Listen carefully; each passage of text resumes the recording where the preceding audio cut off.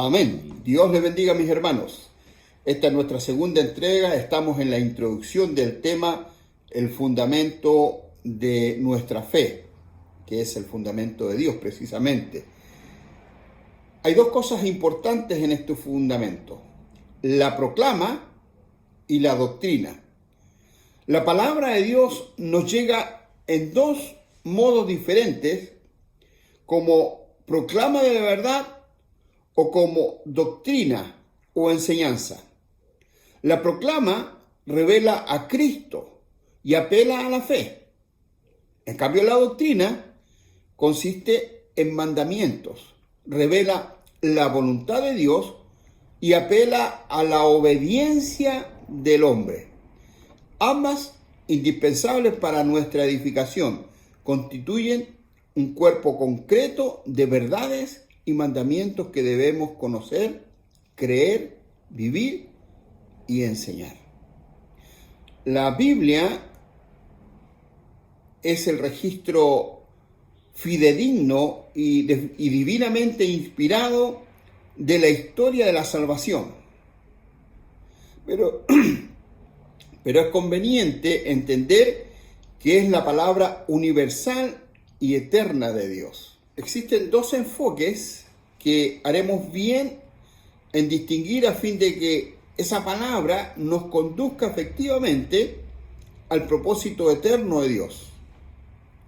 Un estudio serio de la Biblia nos muestra estos dos enfoques o ingredientes complementarios, que son proclama, que la palabra griega es kerigma, y doctrina o enseñanza, que es didaque, de donde viene esto, la palabra nuestra de enseñar, ¿no es cierto? Didaque, didáctico.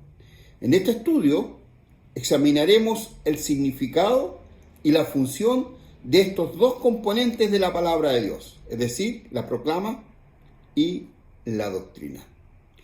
Las palabras usadas en el idioma original, es decir, en el griego, estamos hablando del Nuevo Testamento, para proclama y doctrina, tienen un sentido mucho más amplio que las que han sido usadas para traducir al idioma castellano. Por lo tanto, nosotros debemos entender su significado original antes de empezar o de avanzar con nuestro estudio. Es por eso que le pido que no solo ponga mucha atención, si es posible, tome apuntes. La proclama, es decir, las buenas noticias.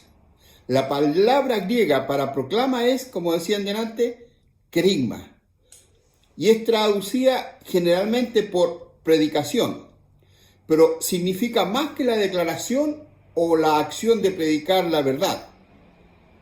Es la misma verdad, el contenido del mensaje, como también el anuncio. Por eso usamos la palabra proclama, ya que tiene los dos sentidos. Su significado incluye los siguientes elementos. Primero, el querigma apostólico es la proclama de la verdad, del hecho de Cristo. Esta expresión, el hecho de Cristo, se refiere a la totalidad de lo que implicó el acontecimiento de la venida de Cristo, su persona, su obra y sus palabras, su muerte, su resurrección, su exaltación, la venida del Espíritu Santo y la creación del pueblo de Dios, es decir, la iglesia. Este hecho de Cristo incluye tanto el hecho histórico como también el hecho y contenido espiritual revelado a los apóstoles en el libro de los Hechos. Y el querigma es la proclamación con autoridad y unción del gran Cristo presente y activo entre los hombres para conducir a los que creen en su salvación y transformación. El querigma es una irrupción del Espíritu, un fenómeno de operación sobrenatural en el hombre. En ella hay espíritu, neuma, la palabra griega para espíritu, y hay poder, dinamis. El proclamador no debe ser un repetidor mecánico del mensaje, sino que arda por el Espíritu y hable por el testimonio del Espíritu en su interior. Esa es la segunda.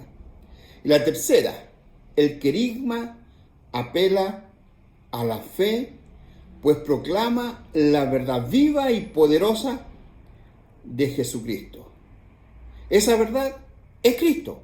Cuando alguien oye la verdad con fe, en realidad está recibiendo a Cristo por el oír con fe. El querigma entonces provoca e insufla fe, gracia, experiencia de vida espiritual. Proclama que todo lo necesario para nuestra salvación fue realizado por la muerte y resurrección de Jesucristo. El que oye con fe participa de los hechos y lo experimenta en su propia vida. Esta es la dinámica del querigma. Agradó a Dios salvar a los hombres, a los que creen por la locura del querigma de la predicación. Locura no entra por la razón. Así decía el apóstol Pablo. El querigma entonces es equivalente al evangelio, es decir, a las buenas noticias. Por lo tanto, debe ser proclamado como noticia.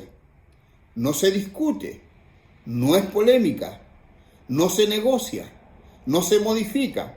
El contenido es siempre el mismo, pero el estilo de su presentación o el ángulo desde donde es enfocado puede variar para que cada situación o contexto sea noticia. Eso es con respecto a la proclama. Con respecto a la doctrina o a la enseñanza, se refiere a que la palabra griega que es traducida como doctrina ahí en el Nuevo Testamento es didaque. Significa enseñanza, instrucción. Su contenido consiste en mandamientos que revelan la voluntad de Dios. El propósito de Dios es conformar la vida de cada discípulo cristiano a la imagen de Cristo y formar una familia, un pueblo de todos los discípulos. El elemento básico para esta edificación y formación es la enseñanza de la palabra de Dios. Consideremos rápidamente algunos detalles acerca de su significado y de su funcionamiento. Su tono es generalmente imperativo, pues Cristo es nuestro Señor y Maestro. Sus enseñanzas no son sugerencias o consejos, son mandamientos. Estamos bajo autoridad. La didaque o doctrina apela a la obediencia, establece en forma práctica y concreta el reino de Dios sobre nuestras vidas. El que oye la palabra de Dios y no la hace, edifica sobre la arena. 2. Es un cuerpo definido y completo de enseñanzas. No es interminable. Es simple y clara. Por ejemplo, hijos, obedeced a vuestros padres. Bendecid a los que os maldicen. El que repudia a su mujer y se casa con otra, comete adulterio. Son cosas precisas, que no tienen objeciones. Tercero, ordena la relación profunda del hombre con Dios y con su prójimo de una manera total. Dice, amarás al Señor tu Dios con todo tu corazón, con todo tu ser, con toda tu alma. En otra parte dice, vuestra gentileza sea conocida de todos los hombres. Va dando prioridades. Abarca la relación profunda del hombre con Dios. Abarca todas las tareas de nuestra vida. Trabajo, familia, sexo, carácter, dinero, adoración, servicio, etc. Cuarto, es cristocéntrica.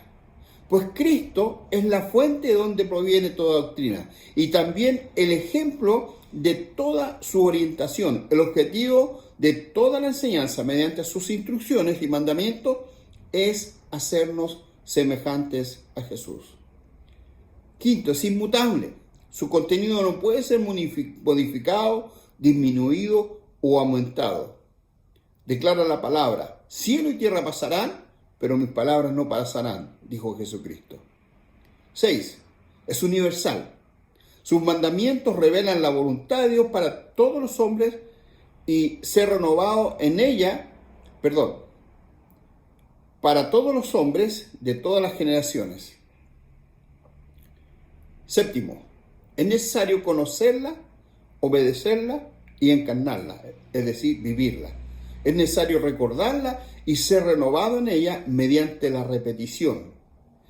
Y octavo, es la base para toda amonestación, reprensión y disciplina en la iglesia. Le decía el apóstol Pablo a uno de sus discípulos: redarguye, reprende, exhorta con toda paciencia y doctrina. Le pedía a Timoteo.